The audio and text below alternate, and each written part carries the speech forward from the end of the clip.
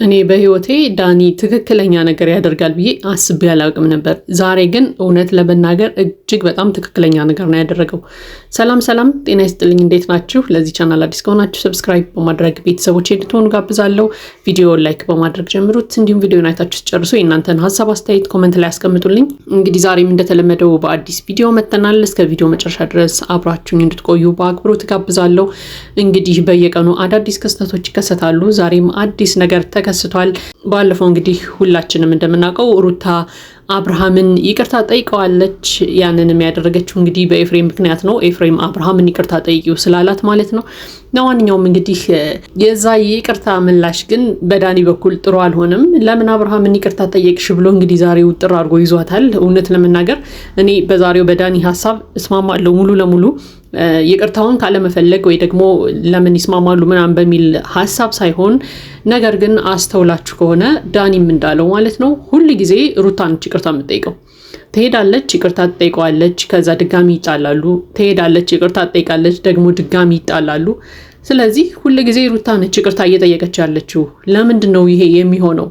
ሩታ ይቅርታዋን በደጋገመችው ቁጥር እኮ አብርሃም ጥፋተኛ እንዳልሆነ ነው እያሰበ የሚሄደው ሁል ጊዜ ማለት ነው።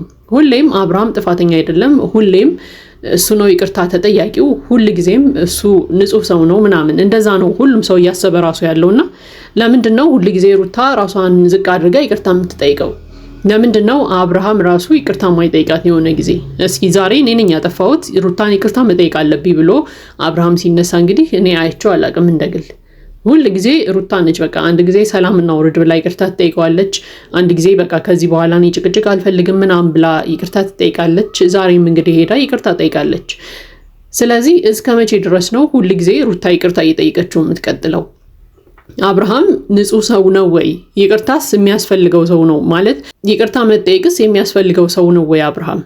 እስከ መቼ ድረስስ ነው ይቅርታ እየተጠየቀ የሚቀጥለው? እሱ መቼ ነው ጥፋተኛ እንደሆነ የሚያምነው የሚገባው? እንዴ ከሩታ ተለያዩ፣ እሺ ተለያይተዋል። መለያየታቸው አንድ ነገር ነው። ከዛ በኋላ ሄርሜላ ጋር ሪሌሽን ጀምረዋል። ከዛ ሄርሜላ እርጉዝ ናት ምናምን። እንዴ ሩታ እኮ የልጁ እናት ናት። ስለዚህ አብርሃም ሄዶ ሄርሜላ ጋር ሪሌሽን ስለጀመረ ወይ ደግሞ ሄርሜላ እርጉዝ ስለሆነች ሩታ ይቅርታ የምትጠይቀበት ምክንያት ምንድን ነው? እንደውም እኮ ልጁን እስከዛሬ ድረስ ራሱ በደንብ እየተንከባከበ ስላልሆነ ይቅርታ መጠየቅ ያለበት አብርሃም ነው። እውነት ለመናገር በቃ ለልጄ የሚገባውን ቦታ እየሰጠሁት ስላልሆነ ይቅርታ አድርጊልኝ ብሎ መጠየቅ ሁላ ያለበት ሰው ነው አብርሃም፣ ሩታን ማለት ነው። ነገር ግን ሁል ጊዜ የሆነ ብጥብጥ፣ ኃይለኛ ብጥብጥ ይነሳል። ሩታ ሄዳ ይቅርታ ትጠይቀዋለች፣ ነገሩ ይረጋጋል። ከዛ ድጋሚ የሆነ ብጥብጥ ይነሳል። አሁንም ድጋሚ ሄዳ ይቅርታ የምትጠይቀው ሩታ ነች። ስለዚህ እስከ መቼ ነው ይሄ ነገር የሚቀጥለው? እስከ መቼ ድረስ ነው ሩታ ይቅርታ እየጠየቀችው አብርሃም ደግሞ ጥፋተኛ እንዳልሆነ እየተሰማው የሚቀጥሉት? እስከ መቼ ድረስ ነው? ዛሬ ዳኒ ያለው ነገር ትክክል ነው። እስኪ አብርሃም ለምንድን ነው መጥቶ ይቅርታ ማይጠይቀው እያለ ሁላ ሲነግረው ነበር። ኤፍሬም እንግዲህ ሲመልስለት የነበረው ነገር ምንድን ነው? አብርሃም ብቻ ነው ጥፋተኛ ብለህ እንዲታስባለህ፣ ሩታም እኮ ጥፋት አጥፍታለች እያለ ነበር። ትክክል፣ ሩታም ጥፋት አጥፍታለች፣ አብርሃምም ጥፋት አጥፍቷል። ነገር ግን በሩታ ልክ አብርሃም ሩታን ይቅርታ ሲጠይቃት አላየንም። ሩታ አብርሃምን ይቅርታ በምትጠይቀው ልክ አብርሃም ሩታን ይቅርታ ሲጠይቃት አይተን አናውቅም። ሁል ጊዜ አንድ ጊዜ ልዑልን እየያዘች እየመጣች አንድ ጊዜ ብቻዋን እየሆነች ምናምን ይቅርታ የምትጠይቀው ሩታ ነች። ይሄ ሁላችንም እያየነው የመጣ ነው ነገር ስለሆነ ማለት ነው። ለማንኛውም ግን እኔ እስከዛሬ ድረስ ኤፍሬምን እጠራጠራለሁ። በቃ የአብርሃም ወንድም ሆኖ ሩታ ጋር በዚህ ልክ ጥብቅ ብሎ ካንቺ ወገን ነኝ ማለቱ አይዋጥልኝም። በቃ ማስመሰል ነው የሚመስለኝ። ምክንያቱም ከወንድሙ ሊያስበልጣት አይችልም ሩታን ብዬ ስለማምን ማለት ነው። ስለዚህ ባለፈውም ታስታውሱ ከሆነ አንድ ጊዜ ቡዜን ይቅርታ ጠይቂ ብሎ ይዟት ይሄዳል። አንድ ጊዜ አብርሃምን ይቅርታ ጠይቂ ብሎ ይዟት ይሄዳል ምናምንና ይቅርታ ለማስጠየቅ ከሩታ በላይ ቤተሰቦቹ አይቀርቡትም ወይ? እውነት እንነጋገር ከተባለ ቡዜ አትቀርበውም ወይ ከሩታ ይልቅ? ቡዜን እስኪ ነገር አብርጂ አንቺ ሩታን ይቅርታ ጠይቂያት፣ ሩታ እኮ ብቻዋን ሆና ልጅ እያሳደገች ነው ምናምን ብሎ እንዴት ቡዜን መጠየቅ ያቅተዋል? ቡዜን እህቱን ቁጭ አድርጎ የማይመለከታትን ሩታን ሂዶ ይዞ መጥቶ ይቅርታ ጠይቂ ቡዜን፣ እህቴን ይቅርታ ጠይቂ ብሎ ይቅርታ አስጠይቃት። ይቅርታ መጠየቋ መጥፎ ነገር ነው ያልኳቸው አይደለም። ነገር ግን ይቅርታ ለማስጠየቅ ከሩታ በላይ ቡዜ አትቀርበውም ወይ?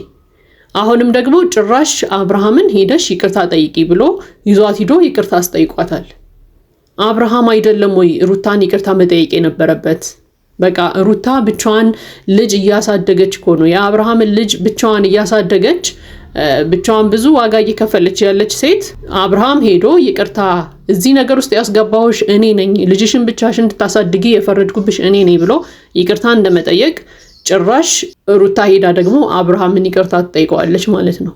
ይህንን ሁሉ ነገር የሚያደርገው ኤፍሬም ነው። ስለዚህ እኔ የኤፍሬም ነገር እስከዛሬ ድረስ አይዋጥልኝም። በቃ ሩታ ጋር እንደዚህ ጥብቅ ማለቱ የሰላም አይመስለኝም። እውነት እንነጋገር ከተባለ በቃ ሩታን የሆነ ነገር ያሰበላት ሁላ ነው የሚመስለኝ እንጂ በሰላም አይመስለኝም። ምክንያቱም ባለፈው ታስታውሱ እንደሆነ ከ3 ቀን ምናምን በፊት እኮ ሄዶ ሄርሜላን ይቅርታ ጠይቆ ቤታቸው በቃ ደስተኛ እንደሆነ ተናግሮ በእነሱ ግንኙነት ከዚህ በኋላ እንደማይገባ እስከዛሬ ድረስ የእነሱ ግንኙነት ስላልገባው እንደረበሻቸውና ከዚህ በኋላ ግን እነሱን ስለተረዳቸው ሊረብሻቸው እንደማይችል በቃ በግንኙነታቸው ደስተኛ እንደሆነ ምናምን ተናግሮ ይሄድና በበነገታው ሩታ ጋር ሄዶ ደግሞ ምንድነው ሲል የነበረው ሩታና አብርሃም አንድ ላይ ነው የሚኖሩት፣ ወደፊት ከልዑል ውጪ ደግሞ ሌሎች ልጆችን ይወልዳሉ ምናምን እያለ ሩታ ጋር ያወራል ማለት ነው። ከአብርሃም በላይ ተስፋ እየሰጣትና እየሰበራት ያለ ሰው ቢኖር ኤፍሬም ነው፣ ሩታ ጎን ሆኖ ማለት ነው።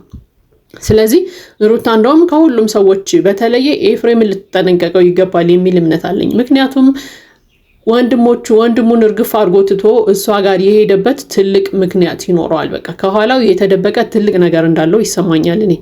ምክንያቱም ወንድሙን ትቶ ሊተው አይችልም። ይሄ ሰው ምንም ቢሆን ወንድሙ ነው። ባለፈውም ሲናገሩ ሰምተናል።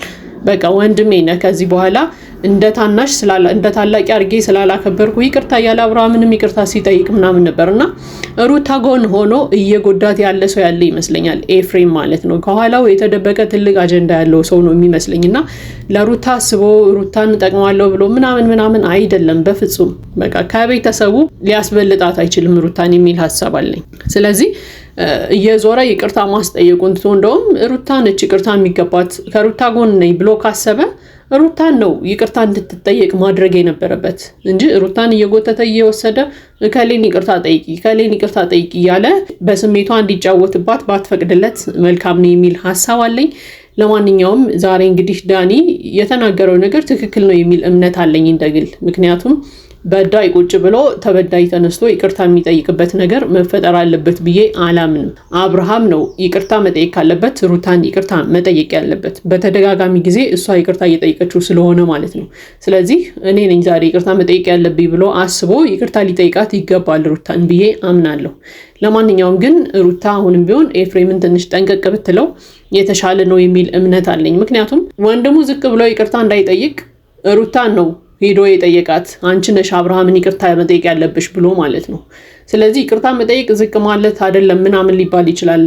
ትክክል፣ ዝቅ ማለት አይደለም። ይቅርታ መጠየቅ ትልቅነት ነው። ነገር ግን ደግሞ ይቅርታ የሚጠይቀው አካል እኔ ነኝ ጥፋተኛ፣ እኔ ነኝ በደለኛ ብሎ አምኖ ነው ይቅርታ የሚጠይቀው። ነገር ግን ጥፋተኛው በደለኛው ሰው አብርሃም ቁጭ ብሎ ሩታ በየጊዜው እየሄደች አብርሃምን ይቅርታ የምትጠይቅበት ምክንያት አለ ብዬ አላምንም። እኔ የዳኒ ጥፋት ነው ብዬ የማምነው በጣም ሆት ሆኖ የሚናገረው ነገር ሩታን አሁን ካሁን በጥፊ አላት እስከምንል ድረስ ሆት ሆኖ የሚናገረው ነገር ነው ጥፋቱ እንጂ ሌላ የተናገረው ነገር በሙሉ ትክክል ነው። ለማንኛውም ይሄ የኔ ሀሳብ አስተያየት ነው። የእናንተን ሀሳብ አስተያየት ኮሜንት ላይ አስቀምጡልኝ። ለዚህ ቻናል አዲስ ከሆናችሁ ሰብስክራይብ በማድረግ ቤተሰቦቼ እንድትሆኑ ጋብዛለሁ። ቪዲዮ ላይክ በማድረግ አበረታቱን። መልካም ጊዜ ይሁንላችሁ።